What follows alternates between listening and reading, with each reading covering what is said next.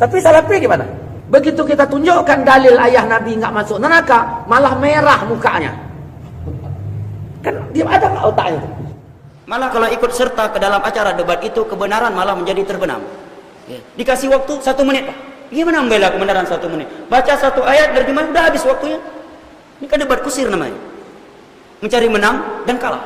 Dan tidak ada standar ilmiah. Yang benar adalah yang menang dalam debat, bukan yang ilmiah. Makanya Imam Ahmad ketika diajak debat, disuruh oleh makmun untuk berdebat dengan Ibnu Abi Du'ad, seorang tokoh Mu'tazilah yang menyatakan Al-Quran makhluk. Kata Imam Ahmad, baik, kalau saya debat, apa standar hukum kita? Apa rujukan kita?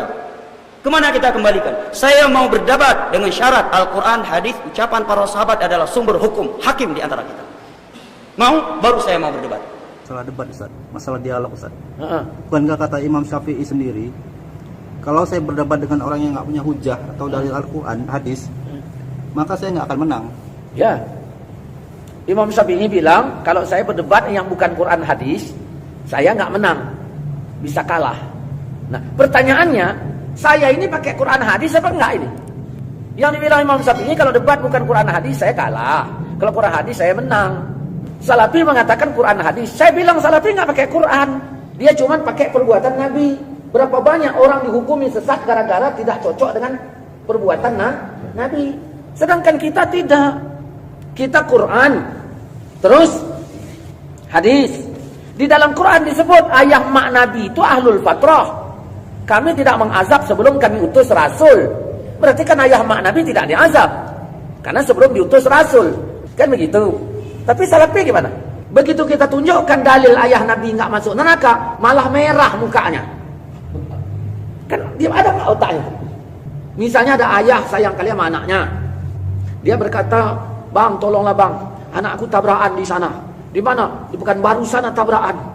Dia udah sedih. Dah, saya bilang, nah anakmu nggak tabrakan, sekarang bonceng sama aku. Awak yang dimarahinya. Harusnya kan bersyukur, senang. Wahabi, makanya saya suka kalau dialog pada poinnya, yang mana gitu. Ini kadang-kadang begitu ditontonnya YouTube saya jelaskan dalil, dia komennya Ustaz Koblak gitu. Bukan dalil saya. Tobatlah wahai Ustaz. Mau mencukkan matanya. Nggak bisa dia membedakan mana benar, mana salah. Berapa banyak Al-Quran ini, hukum ini di otak-atiknya. Di mana kebodohannya? Mereka menganggap agama telah sempurna, itu sempurna apa adanya. Di situ kebodohan yang paling fatalnya Wahabi. Agama telah sempurna apa adanya.